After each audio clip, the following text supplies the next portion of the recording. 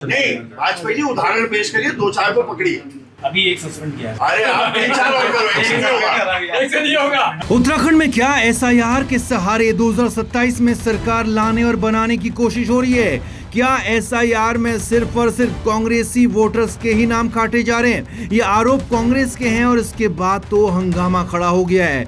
उत्तराखंड में एसआईआर को लेकर बवाल मचा तो कांग्रेस ने इस पर सीधा मोर्चा खोल दिया है। कांग्रेस ने एसआईआर के बहाने वोटर्स को हटाने का आरोप चुनाव आयोग और सरकार पर मढ़ा है। कांग्रेस ने कहा कि सिर्फ विपक्षियों के वोटों को सरकार वोटर लिस्ट से हटा रही है।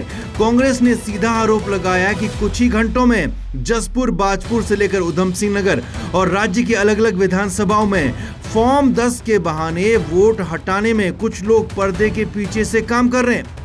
कांग्रेस ने आरोप लगाया कि संगठित गिरोह ऑनलाइन काम कर रहा है और वोटर लिस्ट से कांग्रेसियों के नाम हटा रहा है। केदारनाथ से पूर्व विधायक मनोज रावत ने तो दावा ये भी किया कि सिर्फ और सिर्फ कांग्रेसी कार्यकर्ताओं यानी उनके वोटर्स को हटाने का काम किया जा रहा है। वहीं हल्द्वानी विधायक सुमित हृदयेश ने भी एसआईआर में कई खामियां गिनाई है। उत्तराखंड में भी वोटरों का नाम मतदाता सूची से कटवाने का गंदा खेल शुरू हो गया है। आज सुबह जब मैंने चीफ इलेक्टोरल ऑफिसर उत्तराखंड की वेबसाइट को चेक किया, उसमें फॉर्म 10 को देखा तो पता चला कि उधम सिंह नगर में जिले में बाजपुर विधानसभा से, जो कि माननीय नेता प्रतिपक्ष श्री यशपाल आर्य जी की विधानसभा है, 93 मतदाताओं का, उप नेता प्रतिपक्ष भुवन काफरी जी की विधानसभा खटीमा से 25 मतदाताओं का, और जसपुर विधानसभा जो भाई आदेश चौहान की है, वहां तो लगभग 1200 से अधिक मतदाताओं का, और ऐसे बाजपुर की अधिकांश विधानसभाओं में 100 से अधिक मतदाताओं का हर विधानसभा में नाम काटने के लिए फॉर्म 7 भरा गया, जिसकी समरी फॉर्म 10 में आती है और ये ऑनलाइन प्रदर्शित होती है। लेकिन क्योंकि हम बहुत ज्यादा ध्यान नहीं करते हैं, इसलिए इसको देखते नहीं है। लेकिन आज जब चेक करा तो इन सभी फॉर्म 10 को का अगर हम अवलोकन करें तो ऐसा लगता है कि एक संगठित गिरोह ऑनलाइन मतदाताओं के नाम काटने की जुगत में लग गया है। एसआईआर मतदाताओं के लिए सुलभ होना एक प्रक्रिया होनी चाहिए, लेकिन जो एसआईआर की पूरी प्रक्रिया है, इसमें जो आपत्तियां अब आई हैं, उसमें कई प्रकार की भ्रांतियां हैं।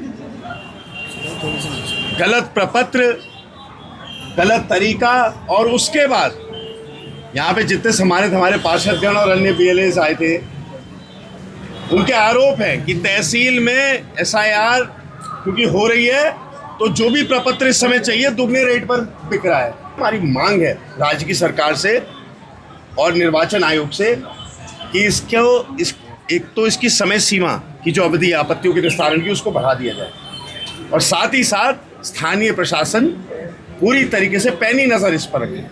आपके माध्यम से मैं जिलाधिकारी महोदय और कमिश्नर साहब से कहना चाहता हूँ कि गंभीर आरोप है ये जो पार्षद लोग लगा रहे हैं कि तहसील में जो प्रपत्र एसआईआर के सापेक्ष देने हैं, उन प्रपत्रों को लेने के लिए घूस की जो कीमत है वो दुगनी हो गई है। इसका परीक्षण निरीक्षण करें और 2-4 को पकड़कर उनका एग्जाम्पल बनाएं। कांग्रेस आरोप तो लगा रही है, लेकिन बीजेपी विधायक से लेकर कुमाऊं कमिश्नर, सभासद और प्रधानों तक के राज्य में 19 लाख वोटर्स को नोटिस मिले हैं। वहीं प्रशासन भी लगातार लोगों से अपील कर रहा है कि दस्तावेज दिए जाएं। हालांकि एसआईआर में लगे अधिकारी कह रहे हैं कि सबको मौका दिया जाएगा और कुछ दस्तावेज देकर वोटर लिस्ट को साफ सुथरी बनाने का दावा किया है।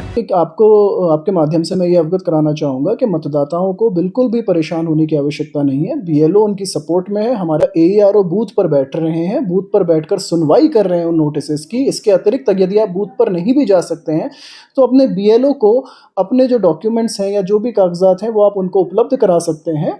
तो उसमें कोई ऐसी दिक्कत नहीं है। सारी चीजों का संज्ञान लेकर नियमानुसार ही निर्णय लिया जाएगा। हालांकि कांग्रेस का आरोप है कि 19 लाख वोटर्स को जरूर नोटिस दिए गए हैं, लेकिन इनमें से जो कांग्रेस माइंडसेट के लोग हैं उन्हें भ्रमित किया जा रहा है। उन्हें नाम ठीक करने के लिए मौके ढंग से नहीं दिए जा रहे हैं और विवाद इसी बात पर है।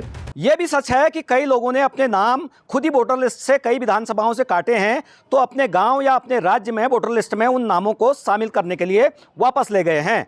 लेकिन जो आरोप अब कांग्रेस ने लगाए हैं वो काफी गंभीर इसलिए प्रतीत होते हैं कि उनका सीधा तौर पर कहना है कि एक गिरोह इसमें काम कर रहा है।